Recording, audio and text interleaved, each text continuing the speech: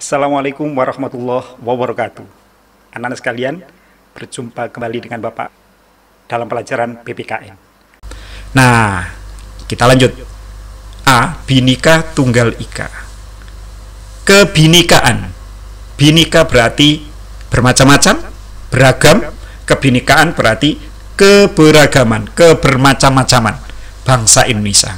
Bermacam-macam apanya? Tadi ya sudah Bapak jelaskan. Setidaknya bermacam-macamnya adalah SARA, sara, suku, agama, ras, dan antar golongan. Walaupun masih banyak lagi, itu dipecah-pecah lagi, itu masih banyak sekali perbedaan-perbedaan ya. Nah, coba perhatikan anak sekalian pada semboyan bangsa Indonesia di lambang burung Garuda ini. Mana semboyannya? Ya ini yang dicengkeram oleh burung Garuda ini, ada tulisan Bhinneka Tunggal Ika. Cermati anak sekalian. Jadi burung Garuda ini melambangkan negara Indonesia, lalu kemudian tamengnya ini adalah Pancasila, ideologi sekaligus dasar negara Indonesia. Lalu kemudian mencengkeram Bhinneka Tunggal Ika. Anak sekalian, Pancasila, lalu ada Bhinneka Tunggal Ika. Ini menunjukkan bahwa sejak awal lahir Indonesia itu memang sudah berbhinneka, dan Indonesia itu memang lahir karena kebhinekaan ya. Ingat lahirnya Sumpah Pemuda anak sekalian, dari berbagai organisasi kepemudaan, Jong Java, Jong Ambon, Jong Celebes ya, Jong Sumatera Nenbon ya, Jong Maluku, banyak lagi organisasi kepemudaan, lalu menggabungkan diri menjadi satu Perhimpunan Indonesia, melahirkan Sumpah Pemuda, dan 17 tahun kemudian melahirkan proklamasi kemerdekaan. Nah, anak sekalian, dari awal kita memang sudah berbeda, makanya para pendiri negara kita membuat negara ini berbeda tetapi satu. Jadi jangan pernah mengingkari perbedaan. Tanpa perbedaan maka hilanglah ciri khas Indonesia ini. Ingat, Indonesia itu dibangun berdiri karena perbedaan seperti ini ya.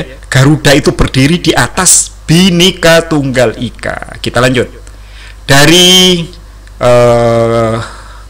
gambar semboyan bangsa Indonesia ini, maka akan muncullah pertanyaan, apa itu semboyan Bhinneka Tunggal Ika? Ya, gampang itu terjawab. Apa hubungan antara persatuan dan keberagaman? Nah, secara singkat ya, bahwa persatuan itu akan wujud jika keberagaman itu bisa dikendalikan, bisa ditangani, bisa dikelola dengan baik ya, maka akan wujud persatuan. Sebaliknya, jika keberagaman itu dibiarkan saja tidak dikelola dengan baik, maka jangan mimpi adanya persatuan. Yang ada adalah konflik, perpecahan, konflik antar agama, konflik antar suku, konflik antar ras, dan konflik antar golongan. Ya. Yang ketiga, mengapa persatuan sangat penting bagi bangsa Indonesia? Semua tahu bahwa sapu lidi itu kalau sendirian untuk menyapu tidak akan pernah bisa membersihkan apapun. Ruang kamarmu yang kecil saja, kalau kamu sapu dengan sapu lidi, sampai kapan bisa selesai? Tapi kalau sapu lidi itu digabung menjadi satu, diikat dengan kuat, kotoran apapun akan hilang. Nah, begitu juga Indonesia, anak sekalian. Indonesia sudah membuktikan betapa hebatnya persatuan. Ketika sebelum 1908, sebelum kebangkitan nasional, anak sekalian, bangsa Indonesia itu sudah melawan penjajah, tapi nggak pernah berhasil. Kenapa? Karena nggak ada persatuan. Masing-masing daerah berjuang di daerahnya masing-masing. Cut Nyak Dien di Aceh, ya. Lalu kemudian Imam Bonjol di Sumatera Barat, Hasanuddin di Makassar. Semuanya berjuang daerahnya sendiri-sendiri. Nggak ada persatuan. Nah, tapi 1908 mulai ada benih-benih persatuan, Budi Utomo.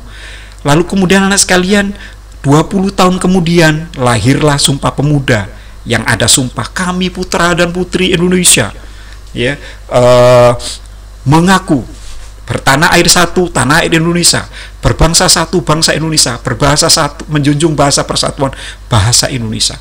Lahir persatuan. 17 tahun kemudian merdeka. Total dari 1908 sampai 45 hanya 37 tahun kita sudah merdeka tanpa mengangkat senjata. Hebatnya persatuan. Iya kan? Penting nggak bagi bangsa Indonesia? Sangat penting. Saat ini lebih penting lagi. Pembangunan dalam rangka mewujudkan tujuan negara Indonesia tidak akan berhasil kalau tidak ada persatuan. Lalu 4, bagaimana menjaga komitmen persatuan? Ya, harus ada kesadaran pada setiap warga negara Indonesia bahwa persatuan itu harus ditanamkan kepada diri bangsa Indonesia, betapa pentingnya persatuan. Ya. Janji pada diri masing-masing bahwa akan memegang teguh persatuan. Perbedaan itu akan menjadi harus dianggap sebagai sebuah kekayaan, bukan dianggap sebagai sebuah modal perpecahan. Nah, kalian bisa membuat pertanyaan-pertanyaan yang lain ya, nanti bisa ditanyakan. Nah, anak sekalian, kita lanjut. Realitas. Kebinekaan merupakan realitas bangsa yang tidak dapat dipungkiri keberadaannya untuk mendorong terciptanya perdamaian dalam kehidupan bangsa dan negara. Kebinekaan harus dimaknai masyarakat melalui pemahaman multikulturalisme, multibudaya, dengan berlandaskan kekuatan spiritual, dengan kekuatan batin, mental, keagamaan. Perbedaan etnis, religi maupun ideologi menjadi bagian tidak terpisahkan dari sejarah bangsa Indonesia dengan Bhinneka Tunggal Ika dan toleransi yang menjadi perekat untuk bersatu dalam kemajmukan. Anak sekalian, para pendiri negara itu dulu juga sempat terjadi perbedaan pendapat yang sangat tajam, terutama ketika menetapkan dasar negara dan ideologi. Ya, sejarah lahirnya Piagam Jakarta, lalu kemudian ditetapkan menjadi dasar negara tanggal 18 Agustus, penuh dengan perbedaan, tapi demi kepentingan nasional, demi kepentingan bangsa dan negara, maka kepentingan pribadi dan golongan diusir jauh-jauh. Lahirlah Indonesia. Kita lanjut. Alat pemersatu. Bhinneka Tunggal Ika merupakan alat pemersatu bangsa. Untuk itu kita harus benar-benar memahami maknanya. Selain semboyan tersebut, negara kita juga memiliki alat-alat pemersatu bangsa, antara lain Pancasila, ya, bendera merah putih sebagai bendera kebangsaan, nggak ada lagi bendera-bendera lain, tidak ada lagi, ya, haram hukumnya ada bendera-bendera lain. Indonesia sebagai negara kesatuan, ya, hanya ada satu bendera di Indonesia, merah putih. Bahasa Indonesia sebagai bahasa nasional dan bahasa persatuan, ya. Ya, makanya tidak heran sekalian kalau di Indonesia dibandingkan dengan negara-negara lain, ya, orang dari Sabang sampai Merauke, sukunya apapun, bangsanya apapun, etnisnya apapun, ya kalau saling ketemu pakai bahasa Indonesia dengan fasih. Lambang negara Garuda, ya, burung Garuda. Lagu kebangsaan Indonesia Raya dan lagu-lagu perjuangan yang lain yang biasa setidaknya kalian nyanyikan setiap Senin sampai dengan hari Kamis, ya, di kelas untuk membuka kelas.